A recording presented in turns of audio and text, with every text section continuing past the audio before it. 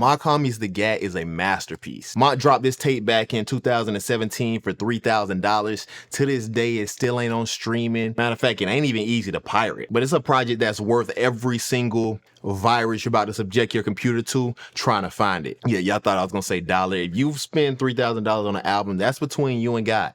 And not the dump God either, the actual God. But this tape is special. It's one of the best projects of the past decade, one of the best jazz rap albums ever. It's Mach's most personal and cohesive album. So cohesive, the songs don't even have song titles. They're just the track number and Roman numerals. It's kind of like what Childish Gambino thought he was doing with 31520, except for the songs on this project are actually good. Lyrically, you get this vivid depiction of Mach's New Jersey upbringing. Then the album has this underlying gospel according to theme where Mach wrestles with this divine calling that he should be elevating above his environment, but it's a calling that he wrestles with throughout the tape. Then the backdrop to all of this is some of the most gorgeous, well-orchestrated instrumentals I've heard. Track 1 is a tone setter. The song starts out with this piano chord that completely cuts out as Mach starts his verse. You're then left with just this bass line that's perfectly synced up with Mach's flow. When the keys cut back in, you get this gorgeous, lush piano chord progression. Then like 2 minutes into the song, you get these horns where it's like, imagine you're in a bar fight with Mike Tyson, and as you go to square up, Deontay Wilder just sucker punches you out of nowhere. That's these horns. They come out of nowhere. They're loud, they're heavy, they're blaring. It's a little extra sazon on what was already a fire instrumental. Then Mach keeps this same bouncy, melodic, 4-letter word, more sevener, hate, sonogram, peace flow throughout the entire song. Each line is one gritty image after the other, and Mach uses this song to paint the scene that the rest of the album takes place in. Then 2 might be the best song Mach-Hommy's ever released. And songs like watching a dude freehand a circle is perfect. It's aesthetically pleasing. The instruments used, the modulations, the lines, the storytelling, flawless, dog. This one starts with this sick piano build-up as well. Then when Mach starts his verse, the song erupts into this different piano melody. Then it has these twangy guitar riffs to accent it. Lyrically, this is one of Mach's most personal and biographical songs. He describes coming from nothing and crime being his only resource. Every line feels super poetic. His wording is masterful. Like, I love him describing stealing cars as, I pray that Shiv teach the screwdriver how to mimic car keys. Or instead of saying most of his homies is dead or in jail, he had that most of the niggas I grew up with is either state property or fodder for the flowers line. The song has this dope chorus with a Biggie interpolation in it. Then that third verse is especially special. Mach basically spins the verse comparing himself to these different social leaders who died for their cause,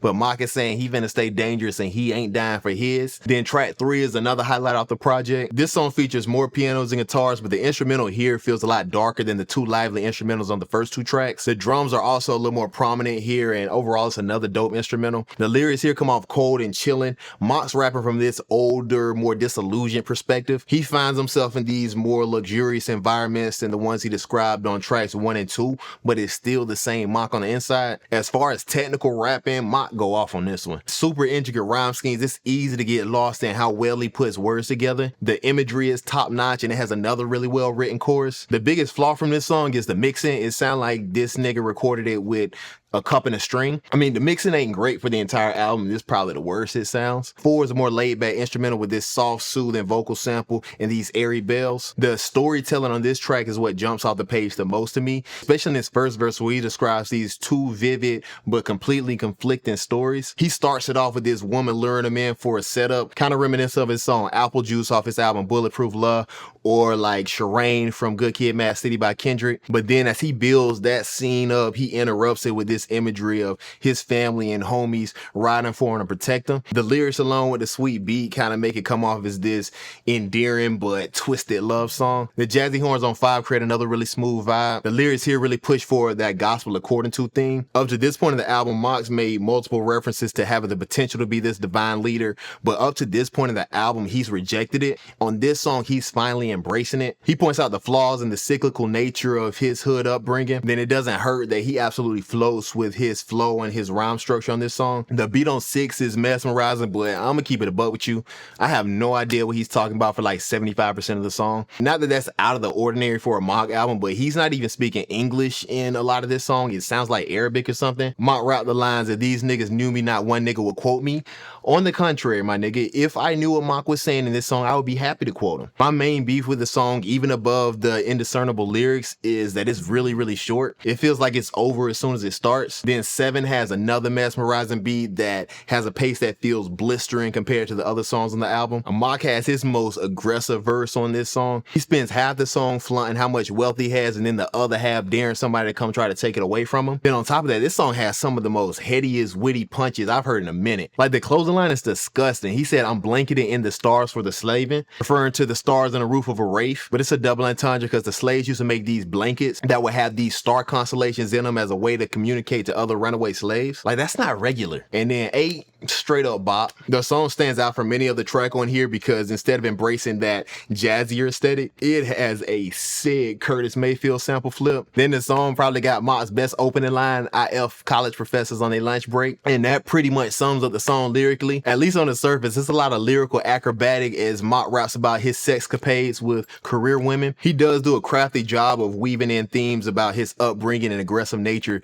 with those lines. The slickest example of that was the "money make the world go round, banging women too, so you need to burn her around niggas to get at you" line, which banging women is a double entendre for a, we'll call it, gender neutral gun line. Then the closer, track 9, is like the nigga who don't do no work on the group project but still get an A. The song's like a 30-second song and a 2-minute song body. It's only like 30 seconds worth of rapping.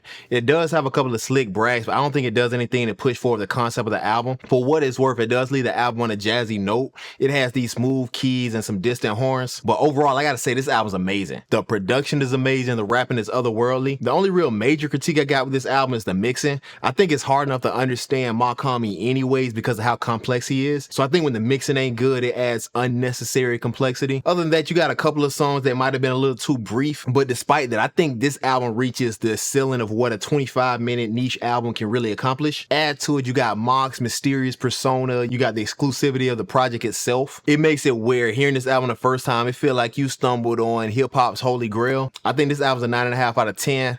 Phenomenal project, and if you're a Mach-Hommy fan, go ahead and check out one of my reviews here.